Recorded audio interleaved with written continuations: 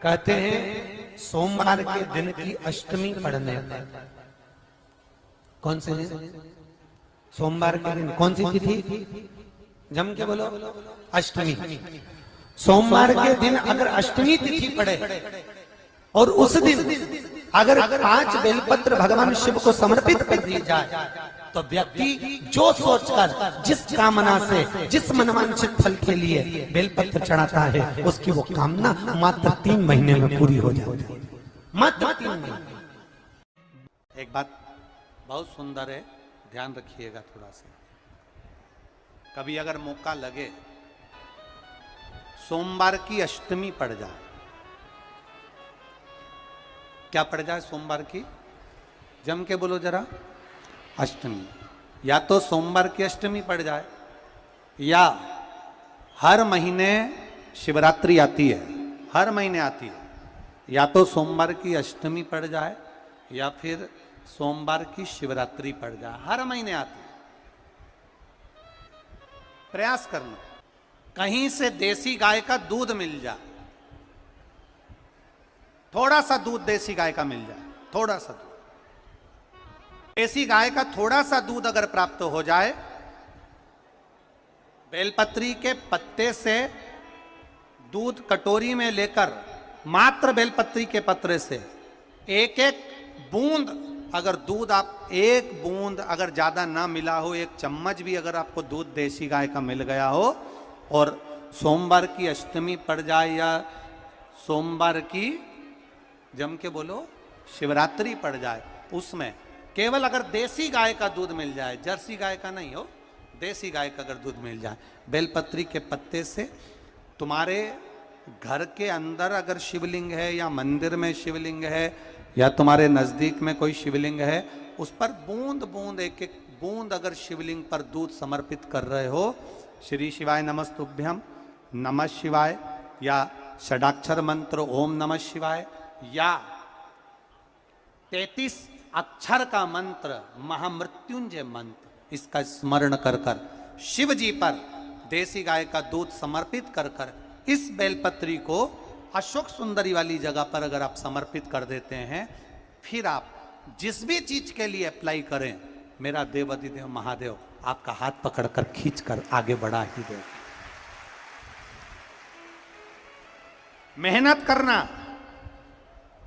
कर्म पूरा करना, पढ़ाई अच्छी करना, और पढ़ाई के साथ में विद्या अध्ययन करने के साथ में अच्छी मेहनत के साथ में देसी गाय का दूध भगवान शंकर को समर्पित करना, भगवान शंकर को समर्पित करना, देसी गाय का दूध धीरे धीरे धीरे धीरे समर्पित करना, भावों के साथ आप समर्पित करें। देसी गाय का दूध एक एक बूंद समर्पित करिए, धीरे धीरे समर्पित करो।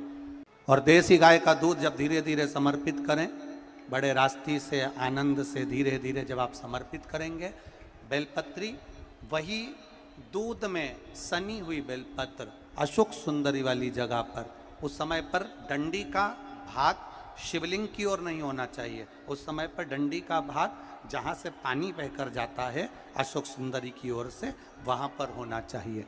कार्य में सफलता मिलती ही है। शिव तत्व को धारण कर। सोमवार की अष्टमी का मतलब आपको इंदौर की कथा में बताया था, जिस दिन शंकर और पार्वती के मिलन का दिवस हो, और केवल एक माता पार्वती के अकेले मिलन का नहीं, 64 योगनिया तक भगवान शंकर से मिलने के लिए आती है। पीला चंदन लगा लेना। कितना लगाना है? बीच वाला जो पत्ता है उस पर पीला चंदन। जब आपको लगे कि मेरा जीवन बहुत कष्टमय है, अब ये रोग, अब ये कष्ट दूर ही नहीं हो रहा, अब ये आए दिन तकलीफ पर तकलीफ बढ़ती जा रही है, आए दिन रोग, बीमारी, पैसा घर में बच नहीं रहा, बहुत कष्टमय जीवन है, इसमें लगाओ पीला चंदन बेलपत्री की बीज पत्ती पर। महाराज, और बीज पत्ती पर जब चंदन लग जाए, लगने के बाद में ये दोनों पत्ती पर लाल चंदन लगा लीजिए।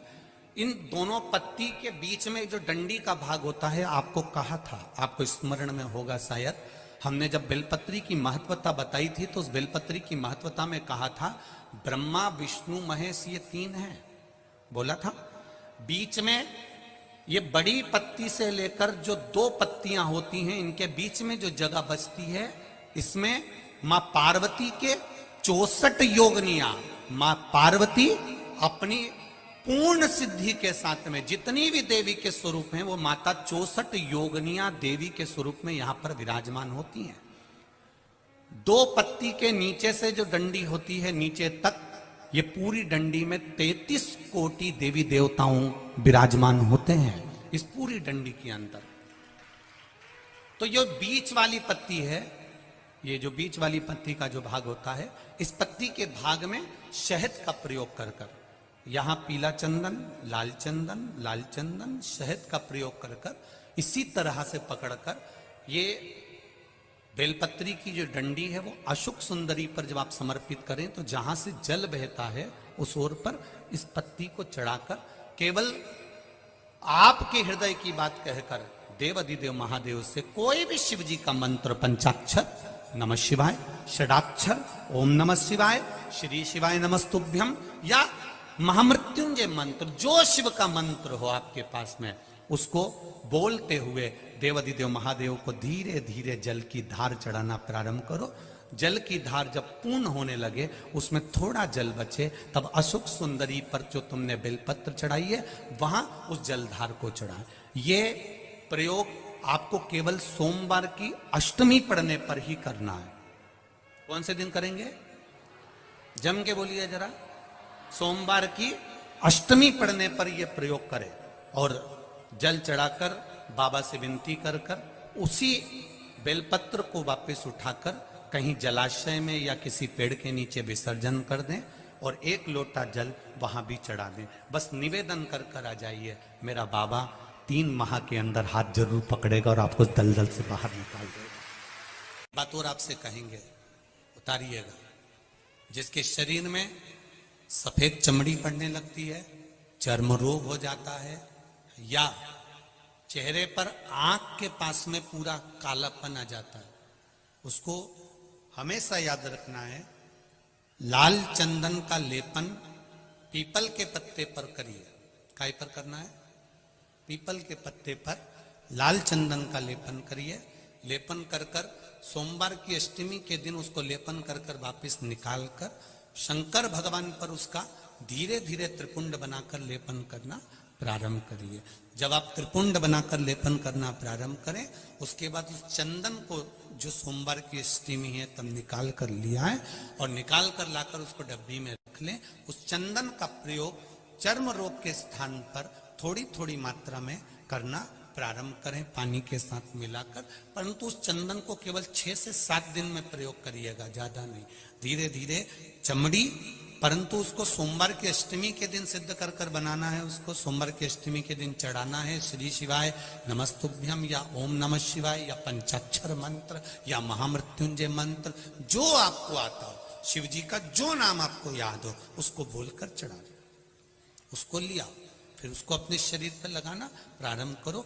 उसका फल आपको 15 दिन के अंदर धीरे धीरे धीरे धीरे प्राप्त होना प्रारंभ।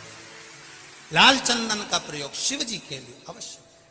सोमवार के अष्टमी के दिन अशोक सुंदरी वाली जगह, सबको मालूम है ना अशोक सुंदरी की जगह, अशोक सुंदरी वाली जगह पर 7 हल्दी की बिंदी रख दी जाए। लड़का लड़की जिसका विवाह नहीं हुआ उसका हाथ रख दिया जाए और वही हाथ के छापे पीपल के वृक्ष पर 5 लगा दिए जाएं। महाराज 3 महीने में उसका विवाह पक्का हो जाता है। सोमवार की अष्टमी का इतना भाव है महाराज, सहज नहीं है सोमवार की अष्टमी। शिव और आद्य शक्ति का मिलन है सोमवार की अष्टमी।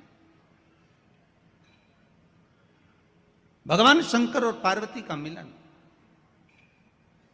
ऐसी कौन सी कामना है जो शिव पूर्ण नहीं करते? बस आपका विश्वास, आप उस पर भरोसा करना तो पूर्ण करना, पूर्ण भरोसा। एक नारी की जिंदगी में जब कोई विषम परिस्थिति आ जाती है और उसकी आंख के आंसू जब सूखते नहीं हैं, बड़ी दुखी होकर वो अपने घर में रहती, कहीं पति मदिरा में डूबा है, परिवार के लोग अपशब्द कह रहे हैं, ताने दे रहे हैं, गालियां दे रहे हैं, और वो सोच कर बैठी अब जिंदगी नहीं चाहिए, भगवान तू ये जीवन अब मत देना। जिसकी बहुत गति बिगड़ी किसी नारी की जिंदगी जब इस तरह से जी रही होती है, शिव पुराण कहती है केवल एक चावल का दाना, एक अक्षत, एक बेलपत्र और एक पुष्प की, लाल पुष्प की पंखड़ी, जो सोमवार की अष्टमी के दिन मां मालिनी के नाम से, मां गौरा के नाम से, आदिशक्ति के नाम से, 3 नामों का स्मरण कर कर मालिनी, मां गौरा, आद्य शक्ति का स्मरण कर कर जो अशोक सुंदरी वाली जगह पर समर्पित कर देती है नारी, उसकी जिंदगी